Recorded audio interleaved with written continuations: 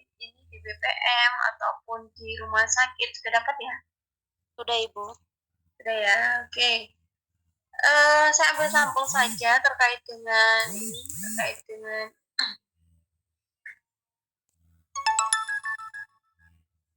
apa permasalahan yang sudah kalian temukan, ya baik itu dari saudara, ya baik itu dari teman, ataupun siapa saja terkait dengan permasalahan kesehatan yang ada di wilayah tersebut. Oke, saya coba tadi siapa ya?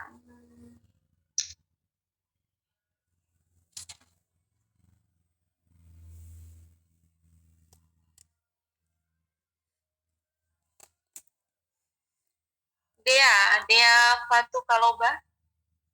Sudah dapat permasalahan kemarin? Sudah, Bu. Oke, bisa diceritakan ke kita semua.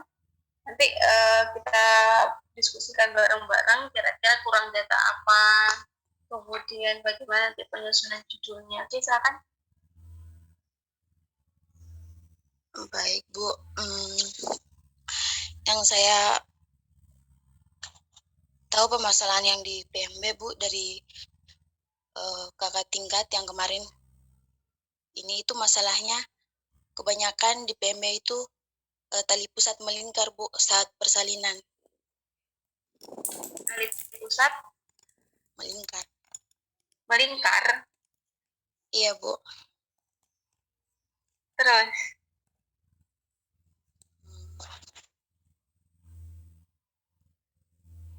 maksudnya terlilit tali pusat seperti itu? Seperti terlilit tali pusat sepertinya, Ibu. Gimana dia? Lilitan tali pusat, Bu. Terus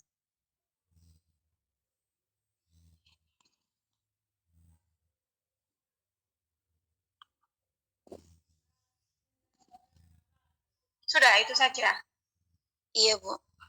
Oke, kalau kita belajar dari kata ilmiah ya, jadi tidak hanya kita menyampaikan banyak seberapa banyak, kemudian dampaknya apa saja dari tali pusat itu masih kurang ya, banyak yang perlu digali lagi, itu masih belum bisa kita buat judul ya. Oke, coba Resinta.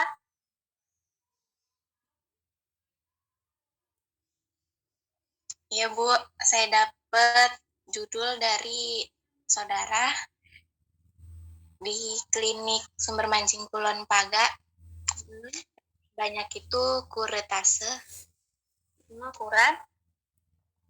Berarti kan ini ya permasalahannya baik itu di awal kehamilan berarti ya. Kemudian gimana? Oke, rata-rata mengalami kuret karena apa? Abortus ataupun ada permasalahan yang lain? Karena abortus, Bu. Oke, abortus berarti rata-rata di daerah sana mana sumber mancing ya. Tapi kan beberapa mengalami kejadian abortus ya. Yang perlu dikaji ada nggak data-datanya, maksudnya seberapa dalam 3 bulan terakhir ataupun dalam 1 tahun terakhir di klinik tersebut, kira-kira seberapa banyak ada? 1 bulan tuh kadang sekali, enggak, bisa jadi 2 kali, enggak menentu. Oh, 2 kali itu dalam apa? Dalam waktu dalam per hari atau dalam 1 bulan? Per bulan, Ibu, dalam 1 bulan. Kadang 1, 2, enggak menentu. Rata-rata yang banyak, berarti kasusnya di sana yang banyak ini ya, banyak mengalami kuret gitu. Oke, Ibu. Itu perlu didalami lagi nanti ya terkait dengan datanya. Karena kalau dalam 1 bulan kan cuma sedikit ya, jadi diglobalkan saja dalam 1 tahun terakhir itu jumlahnya berapa, jadi berapa ibu hamil gitu. Contohnya selama 1 tahun itu ada kehamilan ya, maksudnya baru kehamilan di usia muda itu contohnya ada 50 orang. Kemudian yang mengalami kuret itu berapa, itu yang perlu diceritakan, ditambahkan lagi data-data tersebut. Jadi baru nanti untuk di pendahuluan itu diceritakan kira-kira kenapa sih abortus itu harus segera kita tangani, kemudian dampaknya bagaimana, kemudian juga untuk menguranginya itu. Jadi seperti itu ya. Ya, saya Sinta nanti ditambahkan lagi data-datanya ya. Kemudian Baik, nanti ditanyakan lagi kan terkait dengan permasalahan tadi abortus ya. Setelah mendapatkan data itu kira-kira karena apa kok ibu hamil di sana, ibu hamil muda banyak mengalami abortus ya. Itu yang perlu dikaji ya. Secara teori kamu cari dulu baik itu usia atau paritas atau cek dan lain sebagainya, kamu cari dulu secara teori dari berbagai sumber, baru ditanyakan lebih lanjut lagi kira-kira di sana banyaknya karena apa ya. Baru setelah itu oh, sudah sempat ditanya nggak karena apa kira-kira di sana, apa karena usia ataupun paritas ataupun pekerjaan atau sosial ekonomi atau pola makan, karena apa kira-kira? Sudah sempat ditanyakan nggak? karena usia Bu, kebanyakan nikah muda. Oke, berarti kan kurang lebih itu kan mengalami apa namanya abortus itu kurang dari 17 tahun ya. Itu yang perlu kita teliti lebih lanjut. Jadi untuk membuktikan benar nggak sih karena usia tadi, berarti kan kita merumuskan judul hubungan usia ya, faktor usia dengan kejadian abortus ya. Kalau mau diklasifikasikan bisa abortus inkomplit, komplit, tetapi karena kalau kita lihat dari wilayah ya, karena di desa itu ataupun di kecamatan kan sedikit sekali untuk melihat kalau kita mengkategorikan atau kita menggunakan abortus secara umum saja semua kategori ya. Jadi bisa kita susun dari permasalahan tersebut hubungan usia dengan kejadian abortus ya di klinik tadi, klinik sumber mancing dan lain sebagainya. Ya, seperti itu ya, Resinta. Baik, Oke, ada lagi yang kemarin sudah dapat data lengkap? Saya Bu, Ya, silakan. Siapa tadi? atas Katrina. nama Apliana Lele. Katrina. Baik Ibu, di sini saya sempat menanyakan ada keluarga saya yang bekerja di Puskesmas Kabukarudi itu bagian perdarahan yang hebat bagi ibu yang mengandung. Perdarahan hebat. Iya Bu, alasan ibu itu mengapa tidak Ibu tidak datang periksa selama kehamilan itu karena dia tidak merasakan sakit Ibu, tidak merasakan sakit apa-apa, jadi ibu itu merasa bahwa bayinya aman-aman saja begitu. Jadi pada saat ibu itu melahirkan bayi tersebut mengalami pendarahan yang banyak Ibu, dan bayinya itu berat badannya kurang dari bayi yang berat badan bayi normal yang sebenarnya Ibu. Untuk Jadi penyebabnya itu karena dan juga selama hamil itu ibu tersebut kurang mendapatkan asupan gizi yang baik dan seimbang dari makanan yang mengandung zat besi dan vitamin tambah darah Ibu. Dan vitaminnya itu tablet SF. Sekian dari saya Bu. Oke, tadi kategorinya ya. Jadi masalahnya complicated banget ya. Jadi tadi ada permasalahan tentang perdarahan. Oke. Kemudian karena rata-rata tadi kunjungan antenatalnya yang kurang lengkap ya, frekuensi kunjungan ANG-nya. Kemudian ada juga karena tadi anemia ya, karena kurang mengkonsumsi tablet FA. Kemudian juga tadi ada apalagi satunya tadi? Kurang gizi Ibu. Pola makan ya, jadi pola makan. Ini kita bisa kalau dari permasalahan tersebut tidak hanya bisa dijadikan satu judul penelitian. Jadi memang harus kita kembangkan lagi. Contohnya dasarnya kita menggali dulu tentang tadi terkait dengan anemia contohnya. Kalau kita mengambil di situ anemia, ternyata banyak ibu yang mengalami anemia. Kemudian tadi karena kepatuhan terhadap konsumsi tablet FA itu juga bisa dijadikan judul ya. Jadi bisa kita membuat judul hubungan kepatuhan mengkonsumsi tablet FA dengan kejadian anemia. Oke, itu dari satu sisi. Tadi permasalahannya lebih fokus kepada perdarahan ya. Jadi perdarahan saat kehamilan ya. Perdarahan kan tadi ya. Perdarahan hebat pada usia kehamilan lanjut. Oke, kalau difokuskan terhadap perdarahan, berarti tadi banyak sekali faktornya, ada 3 macam ya. baik itu dari anemia ya. Jadi memang secara teori seorang ibu hamil yang mengalami anemia itu resiko tinggi ya, lebih berisiko mengalami kejadian perdarahan. Oke, bisa terjadi karena anemia tadi. Kemudian yang kedua, karena tadi frekuensi kunjungan ANC ya, jadi memang rata-rata ibunya kurang patuh ya dalam kunjungan ANC, tidak 6 kali dalam selama kehamilan, kemudian tidak ada komplikasi, tidak akan kunjungan ANC. Bisa jadi itu juga kedua, variabel yang kedua. Kemudian variabel ketiga adalah tadi pola makan. Bukan pola makan ya, lebih ke gizi tadi, karena kan jadi kita dari 3 variabel itu, jadi bisa kita langsung membuatkan judul hubungan kejadian anemia, kemudian koma, keteraturan kunjungan antenatal care, dan status gizi dengan kejadian perdarahan antenatal atau menggunakan kata antenatal ya, hemoragik saja, hemoragik ya. Jadi bisa kita membuatnya dengan perdarahan antepartum bleeding ya. Bisa kita menggunakan antepartum bleeding atau perdarahan selama kehamilan. Jadi silakan bisa 3 variabel itu ya. Jadi 3 variabel penyebab dengan yang diakibatkan satu. Jadi hubungan apa tadi, hubungan kejadian anemia, keteraturan kunjungan antenatal care, dan status gizi dengan kejadian perdarahan selama kehamilan atau dengan kejadian antepartum bleeding ya di puskesmas mana tadi. Kemudian kita kembalikan lagi ya, jadi kan tadi variabel X-nya, artinya variabel X itu adalah variabel penyebab ya, karena penyebabnya tadi kan variabel independennya ada 3 ya. Kita kembalikan lagi ke peneliti. Kira-kira peneliti sanggup nggak sih nanti menjabarkan, meneliti dengan 3 variabel penyebab tadi terhadap Y perdarahan, atau membutuhkan waktu yang lama untuk itu. Jadi nanti memang karena kita variabelnya 3, pastinya nanti di kuesionernya yang diisi pun lebih banyak, kemudian juga ada waktunya. Ya, waktu dalam penyusunan pembahasan. Ya, kalau satu variabel dengan 2 variabel dengan 3 variabel, lebih banyak yang 3 variabel.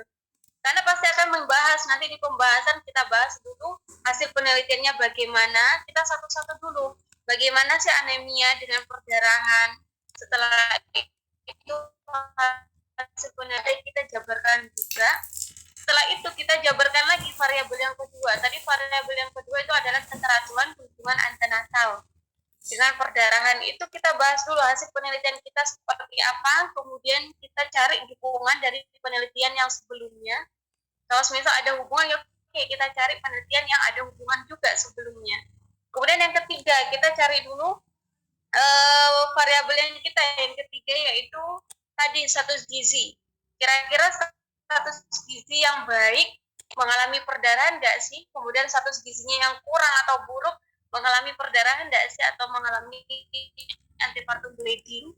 Kemudian kalau dengan status gizinya baik atau cukup, bagaimana nanti terhadap perdarahannya.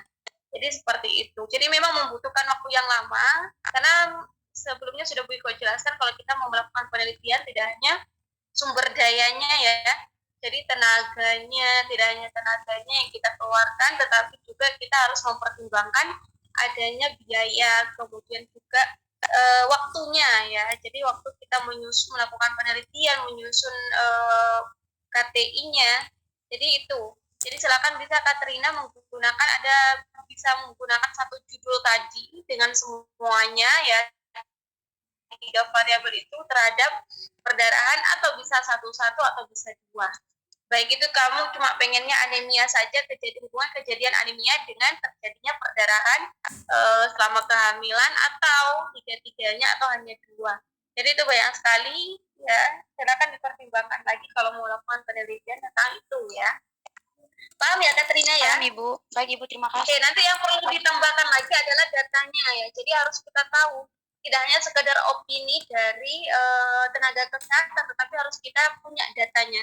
Contohnya di sini katanya tadi banyak mengalami perdarahan selama kehamilan. Seberapa banyak? Itu yang perlu kita tunjukkan.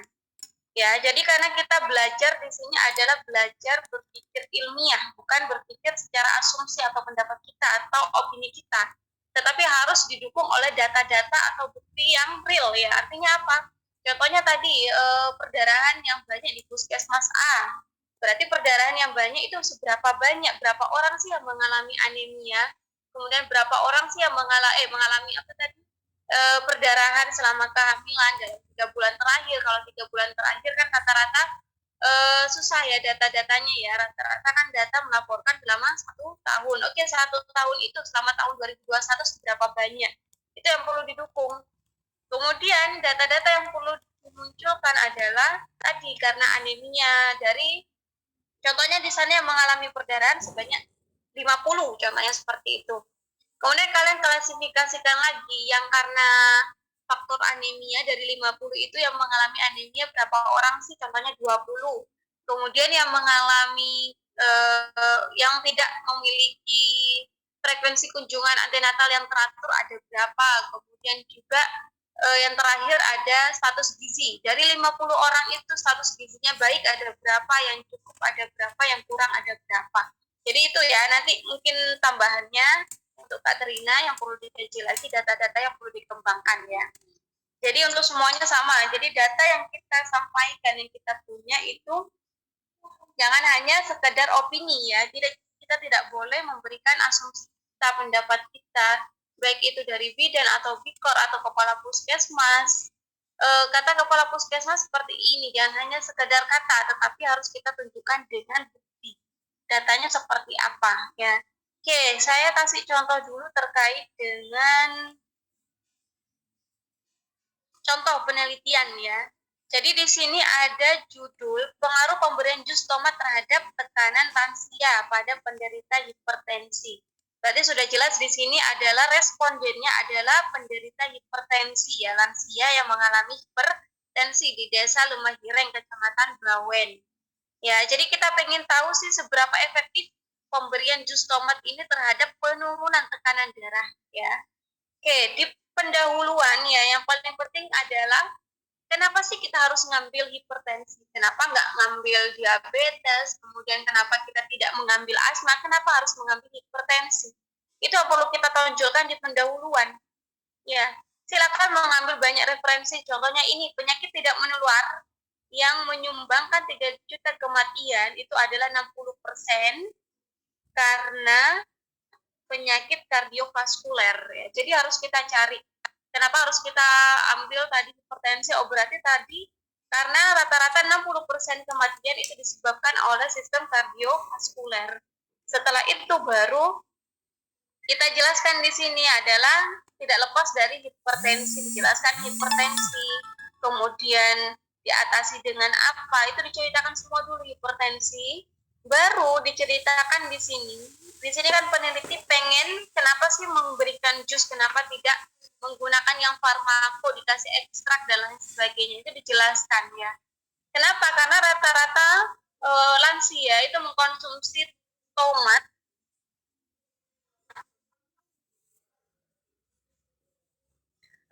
ternyata setelah kita melakukan penelitian ya ternyata jus tomat itu dari 150 gram tomat itu menurunkan tekanan darah sistol dan diastol ya sebesar ini ya.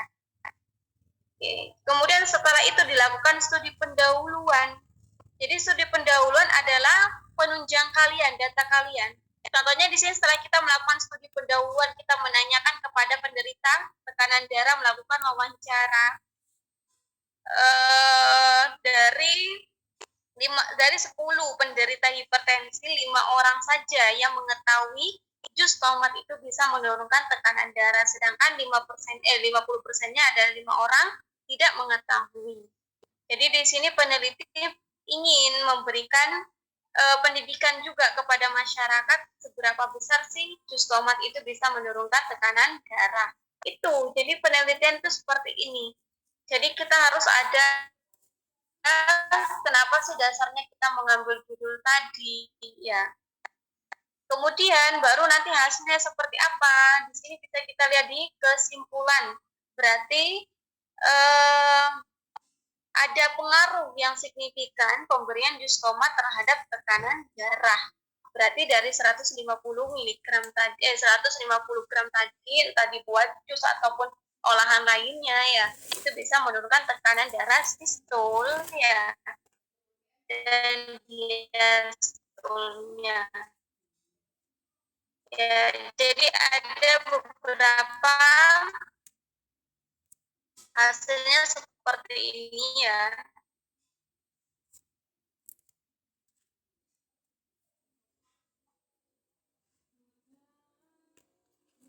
Oke, awalnya tekanan darahnya sebelum dilakukan antara 164 mmHg ya. Kemudian setelah mengkonsumsi, kemudian ternyata berarti kan ada perubahan nih. Dari 164 menjadi 103 menjadi 85. Oh, berarti ini dalam 1 hari. Bisa cek di penelitian.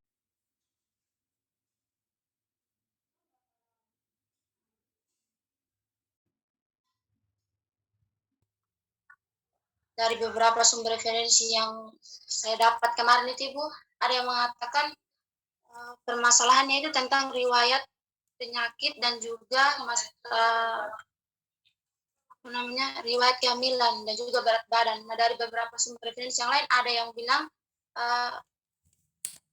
belum diketahui secara pasti penyebabnya apa Ibu. Apakah itu mengandung opini kita sendiri kalau misalkan melanjutkan pembuatan judulnya atau tidak Ibu? Oke, tadi terkait dengan karena ini, karena itu dapat dari mana referensinya?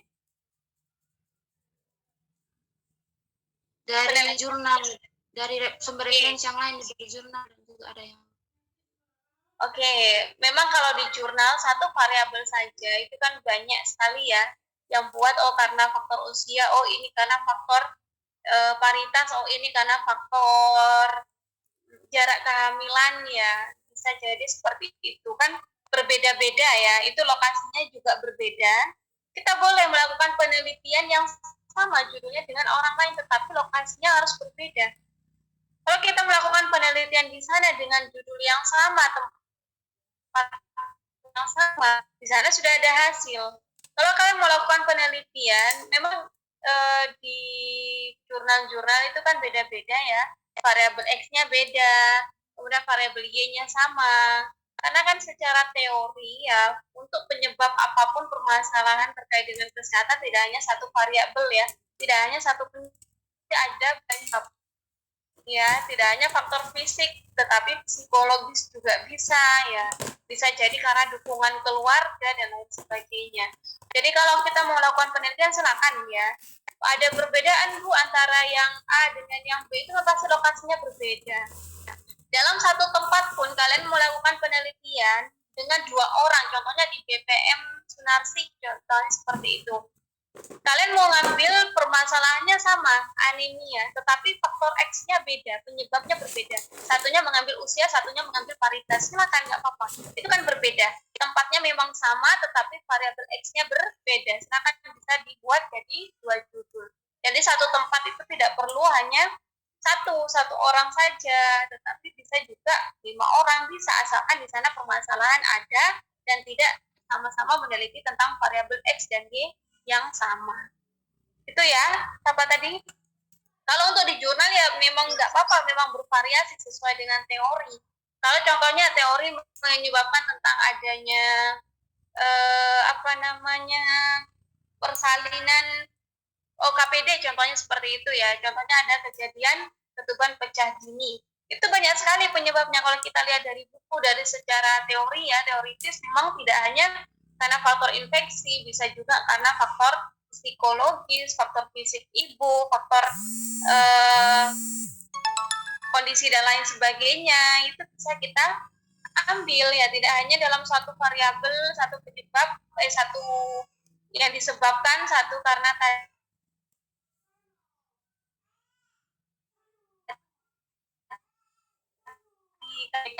untuk meneliti mana sih yang lebih berpengaruh seperti itu ya.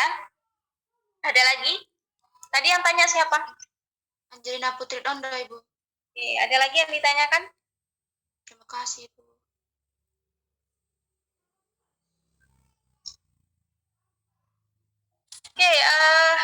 minggu depan ya, kita ketemu kapan minggu depan ya. Jadi besok saya jelaskan lagi sekilas tentang pendahuluan. Jadi minggu depan kalian sudah punya judul ya. Jadi sudah harus punya judul satu penelitian, kan kemarin sudah ya, cari-cari data. Kalau misal nggak punya saudara, bisa lewat temannya juga. Ya, kalau satu rumah sakit ataupun satu puskesmas di Katarina, itu tadi kan Katarina bisa dibagi-bagi lagi, atau mau diambil satu sekalian, tiga-tiganya tidak. Puskesmas tersebut kan tidak hanya permasalahannya perdarahan, tetapi banyak sekali permasalahan ya. Jadi bisa ke teman-temannya yang di situ ya. Setidaknya kalian tahu sih bagaimana sih kita dalam menentukan judul ya dari permasalahan yang sudah ada. Seperti itu ya. Ada yang ditanyakan lagi? Kita ketemu minggu depan. Minggu depan kita besok kita akan membahas terkait pembuatan pendahuluan. Jadi minggu depan kalian sudah harus punya pendahuluan ya. Jadi bab 1 pendahuluan. Judul bukan judul lagi, tetapi kan kalian kan sudah punya judul ya. Sudah punya judul belum? Sudah, Bu. Sudah, Bu. Ya. Oke, silakan setelah ini bisa di-share di grup ya. Nanti kita bahas lagi besok. Silakan di-share di grup ya, dikasih list contoh judul penelitian nomor 1 atas nama siapa, judulnya apa, di list ya di grup. Nanti akan kita bahas untuk bahan kajian besok. Oke, itu saja dari saya. Terima kasih atas partisipasinya. Silakan mengisi presensi link yang sudah dikirim oleh PC. Saya akhiri. Selamat pagi. Assalamualaikum warahmatullahi wabarakatuh. Waalaikumsalam. Terima kasih, Bu. Terima kasih.